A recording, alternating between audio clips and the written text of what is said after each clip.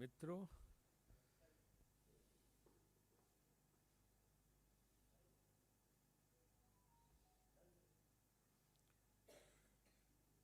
कहीं न कहीं मुझे ऐसा लग रहा है कि हिमाचल प्रदेश में जिस तरह से तबाही हुई है और विध्वंसकारी बारिश ने वहाँ अनप्रेसिडेंटेड माहौल जो बनाया है, उसको राष्ट्रीय जो है अटेंशन नहीं मिल रहा, ध्यान नहीं मिल रहा। इसकी वजह से आज हम आईसीसी में प्रेस कॉन्फ्रेंस कर रहे हैं। हिमाचल के इतिहास में इतनी भयानक तबाही इसके पहले कभी हुई नहीं है। अब तक 330 लोग मर चुके हैं और 35 लोग लापता हैं। 12,000 घर तबाह हो चुके, गिर चुके हैं। तकरीबन 13,000 करोड़ का नुकसान हो चुका है। बड़े बड़े ये जो हाईवे थे बने थे, वो बिल्कुल पानी के उससे ऐसे बह गए हैं कि उनका पता ही नहीं चल रहा कि हैं कहाँ। हर तरफ जितने भी क्षेत्र हैं, चाहे अपर हिमाचल हो चाहे लोअर हिमाचल हो, हर तरफ जो है बारिश ने ऐसी तबाही मचाई है कि आप उसका अंदाजा नहीं लगा सकते हैं। 75,000 टूरिस्ट फंसे थे और 17,000 गाड़ियां उनकी, जिनको हिमाचल सरकार ने 48 घंटे के भीतर सुरक्षित निकाल लिया। लाहौल स्पीति के चंद्रताल में 4,500 मीटर की ऊंचाई पर 300 पर्यटक फंसे थे, उनको सुरक्षित हिमाचल सरकार ने निकाल लिया। पूरी रात मुख्यमंत्री सुक्खू जी, उप मुख्यमंत्री मुकेश अग्निहोत्री, सारे मंत्री रात भर उन्होंने बारिश में जुट के और सारे अधिकारियों ने मिलकर और कर्मचारियों ने मिलकर इन सबको निकाला। राज्य सरकार अपनी तरफ से पूरा प्रयास कर रही है, लेकिन तबाही रुकने का नाम नहीं ले रही। पहले जो है 7 से 15 जुलाई तक बारिश हुई, उसके बाद 10 से 14 अगस्त के बीच, और अभी चल रही है। अपर हिमाचल बचा हुआ था, अपर हिमाचल में भी भयानक तबाही आ गई बारिश से, बादल फटने से सब जगह। सेब का सीजन चल रहा, किसानों की फसल बिल्कुल बागवानों की तैयार है, लेकिन उसको लाने के रास्ते नहीं है। तो यहाँ पे हम जो है आज ये प्रेस कॉन्फ्रेंस में भारत सरकार से अनुरोध कर रहे हैं, मांग कर रहे हैं कि एक तो इसको राष्ट्रीय आपदा घोषित करनी चाहिए, नेशनल कैलेमिटी हिमाचल प्रदेश का। इस unprecedented situation, it has never happened in the history of Himachal. और जिस तर्ज पर उत्तराखंड में केदारनाथ की जब वो केदारनाथ मंदिर की तबाही जो हुई थी, और जिस तरह से जब भुज में भूकंप आया था, जो तबाही थी, उस तर्ज पर हिमाचल को केंद्र सरकार को पैकेज देना चाहिए राहत का।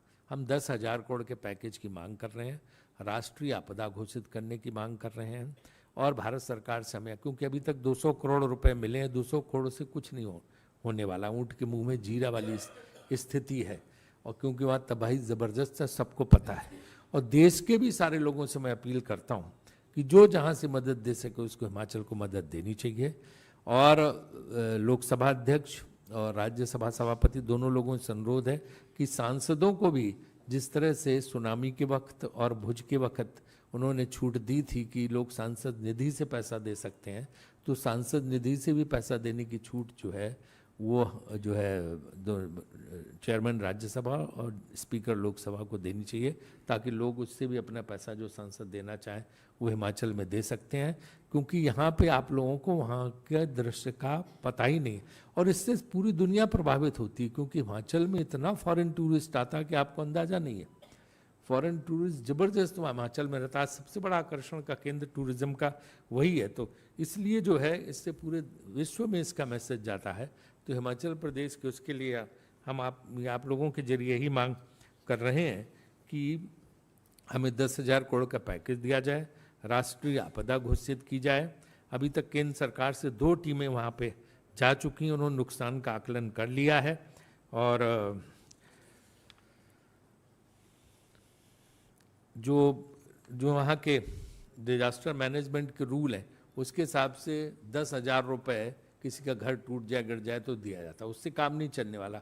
राज्य सरकार 1 लाख रुपए कम से कम दे रही है, अपने नियमों में परिवर्तन करके 10 गुना तक बढ़ा रही है, क्योंकि किसको जो है, और जो घर उस तरह से टूटा उसको 1.25 लाख रुपए का प्रावधान है। पूरी तरह ध्वस्त घर को जो है वो 1.25 लाख का प्रावधान है, बाकी को 10,000 रुपए का प्रावधान है। उससे तो कुछ वहाँ होने वाला नहीं, पहाड़ों में कहाँ ही होता है।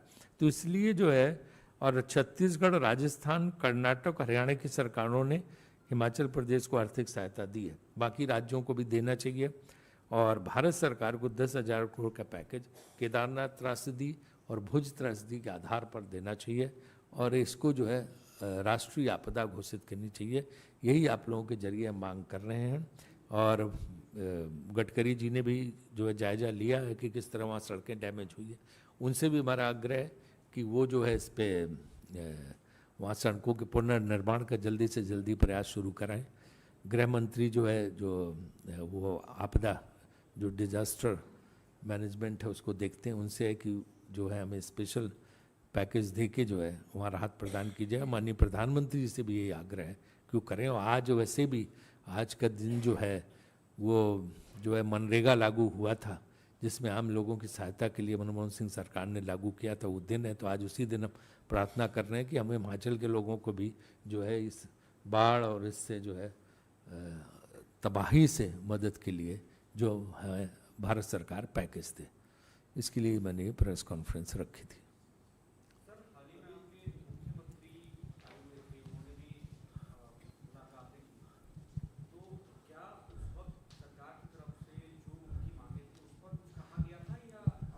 नहीं, मुख्यमंत्री जी आए थे और उन्होंने सबसे मुलाकात की थी, माननीय प्रधानमंत्री जी से, माननीय गृह मंत्री जी से, वित्त मंत्री जी से, गडकरी जी से, सबसे मिलकर उन्होंने अनुरोध किया था कि हिमाचल की स्थिति बहुत ख़राब है। उनको पता भी कि हिमाचल की, तो उन्होंने पूरा आश्वासन दिया कि हम करेंगे, लेकिन वो अभी तक हुआ नहीं। तो जितनी जल्दी हो जाए उतना अच्छा है। और जो है वहाँ पे पार्टी के स्तर पे राजनीतिकरण नहीं करना चाहिए। वहाँ पार्टी के स्तर पे भाजपा राजनीतिकरण इसका करने की कोशिश कर रही है। उसके बजाय सहायता दिलाएं। जैसे जो है यहाँ जब केंद्र में मनमोहन सिंह सरकार थी तो कई जगह त्रासदी आई, दूसरी सरकारें थी लेकिन तुरंत मदद दी, क्योंकि ये चीज़ें तो इसमें कोई पार्टी और सरकार थोड़ा होता है, इसमें तो जो है आम आदमी परेशान होता है। ये तो मानवीय हित की बात है। तो इसलिए अनुरोध है कि ये जो है तत्काल जो है सहायता देने की, पैकेज देने की जो है कृपा करें। अभी तक हम ये कह नहीं सकते, क्योंकि ये हम तो अभी मांग रहे हैं, तो हम तो अनुरोध कर रहे हैं कि जितनी जल्दी से जल्दी वो देने की वो करें। सर, अभी आपने कहा कि जो अटेंशन हिमाचल की त्रासदी को मिलना चाहिए था केंद्र सरकार की तरफ से, वो नहीं मिल रहा है। क्या इसके पीछे ये वजह है, जबकि मुख्यमंत्री और खुद बीजेपी के राष्ट्रीय अध्यक्ष वहां पे गए, उनका प्रदेश भी है? मैंने क्या कहा आपको, क्या मतलब ये इलेक्टोरल जो रिजल्ट आया था उसका आप मानते हैं कि उसका असर है कि हिमाचल के साथ भेदभाव किया जा रहा है? मैं इसका कोई राजनीतिकरण नहीं करना चाहूंगा। मैंने कहा कि पूरे देश का टेंशन जो होना चाहिए हिमाचल की इस त्रासदी की तरफ, केंद्र सरकार नहीं, देश का।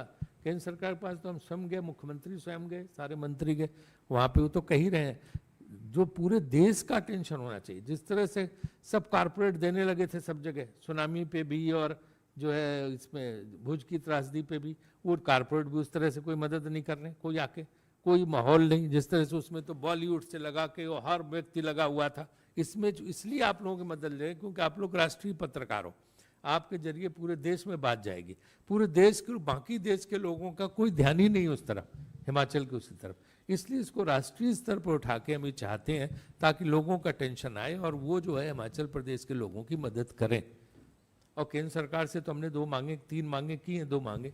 एक, इसको राष्ट्रीय आपदा घोषित करो, दूसरा जो है 10,000 करोड़ का पैकेज इसका दिया जाना चाहिए, और तीसरा जो है लोकसभा और राज्यसभा के जो हमारे सभापति हैं और अध्यक्ष हैं वो जो है इसको सांसद निधि से की भी, तो हर तरफ से, मतलब सब तरफ से हिमाचल की मदद होनी चाहिए, वरना विकराल स्थिति है। आपको पता है कि हिमाचल प्रदेश में तो बहुत कम बजट होता है, बहुत कम पैसा होता है, उतने आय के स्रोत नहीं है। तो इस सिचुएशन में जो है ये बहुत ज़रूरी हो गया है कि पूरे देश को लोग हिमाचल की मदद करें। ये बहुत बड़ा पर्यटक स्थल है, धार्मिक जितने बड़े बड़े मंदिर हैं वो सब वहाँ हैं, तो लोगों को खुले हाथ से हिमाचल की मदद करनी चाहिए। ये मेरा आप लोगों के जरिए देश के लोगों से आग्रह है। राजीव जी, राहुल गांधी जाने वाले थे पहले हिमाचल, उनका कार्यक्रम बन रहा था, लेकिन वो लेह लद्दाख चले गए और उस वक्त सुरक्षा कारणों से, और ये बताया गया कि मौसम की वजह से नहीं जा पाए। मौसम की वजह से, क्योंकि वहाँ मौसम में लगातार बारिश के प्रेडिक्शन थे और ये जो तूफान के प्रेडिक्शन थे, 1200 तूफान जो उसको बोलते हैं, इसलिए वो जो है वो प्रोग्राम आधिकारिक रूप से तो नहीं आया था, तो वो फिर जाना संभव नहीं था किसी के लिए भी। अब आने वाले समय में जाएंगे वो? ये तो उनको तय कर, उनको पता होगा, उनके ऑफिस को मुझे आइडिया नहीं। Sir on another matter, sir Chandrayaan आज लैंड होने वाला है। चंद्रयान पर मैं इतनी कह सकता हूँ कि हम इसकी सफल लॉन्चिंग की कामना करते हैं, हमारा मिशन सक्सेसफुल हो। मनमोहन सिंह जी की सरकार ने चंद्रयान की शुरुआत की थी, इसका प्रोजेक्ट की, आगे की सरकार ने इसको आगे बढ़ाया, बहुत अच्छी बात है। हम जो है हमारे देश के वैज्ञानिकों को इसके लिए बधाई देना चाहते हैं और हम यही ईश्वर से कामना करते हैं कि भाई सफलतापूर्वक ये मिशन पूरा हो। हम सब लोग जो है इसकी खुशी में शामिल होंगे अगर ये सफलतापूर्वक हो जाए, बस इसी का इंतजार कर रहे हैं। और हमारे वैज्ञानिकों को बहुत बहुत धन्यवाद।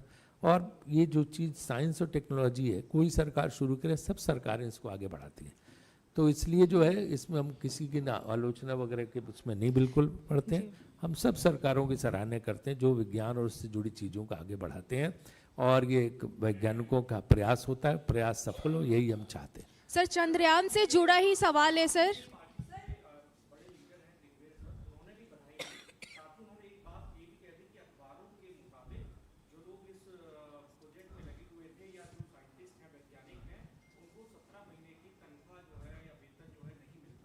मैंने उनका कोई बयान पढ़ा नहीं, इसलिए हम कोई टिप्पणी नहीं करेंगे। सर चंद्रयान से ही जुड़ा मेरा सवाल है।